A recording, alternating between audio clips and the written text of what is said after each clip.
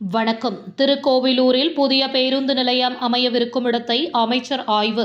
Tirukkoyilur March 30 திருக்கோவிலூரில் புதிய பேருந்து நிலையம் அமைய இருக்கும் இடத்தை அமைச்சர் பொன்முடி ஆய்வு செய்தார். கள்ளக்குறிச்சி மாவட்டம் திருக்கோவிலூரில் புதிய பேருந்து நிலையம் அமைக்க வேண்டும் என இப்பகுதி பொதுமக்கள் அமைச்சர் பொன்முடியிடம் கோரிக்கை. இதனை அடுத்து கடந்த சட்டமன்ற தேர்தலில் தேர்தல் வாக்குறுதியாக திமுக ஆட்சி அமைத்தால் கண்டிப்பாக திருக்கோவிலூரில் புதிய பேருந்து நிலையம் அமைக்கப்படும் என வாக்குறுதி அளித்தார்.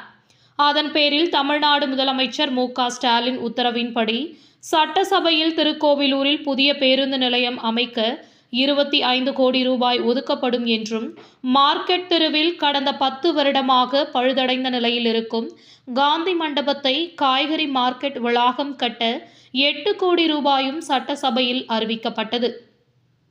இதனையடுத்து திருக்கோவிலூர் பகுதி பொதுமக்கள் பட்டாசு வெடித்து கொண்டாடினர்.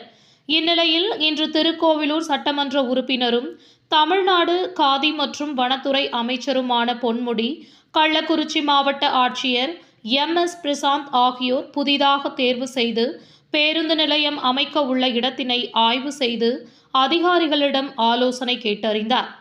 இதேபோல் திருக்கோவிலூர் காவல் நிலையம் அருகே உள்ள காந்தி மண்டபத்தை பார்வையிட்டு அங்கு வணிக வளாகம் கட்டுவதற்கு இடத்தையும் ஆய்வு செய்தார். அப்போது நகராட்சி ஆணையர் கீதா, திருக்கோவிலூர் சார் ஆட்சியர் ஆனந்த் குமார் சிங், நகர சட்டமன்ற தலைவர் TN முருகன், கள்ளக்குறிச்சி ஊராட்சி குழு துணைத் தலைவர் தங்கம், துணைத் தலைவர் உமா மகேஸ்வரி, குணா, திமுக நகர செயலாளர் கோபிகிருஷ்ணன், அவைத்தலைவர் குணா, தாசில்தார் ராமகிருஷ்ணன் உட்பட பலர் கலந்து கொண்டனர்.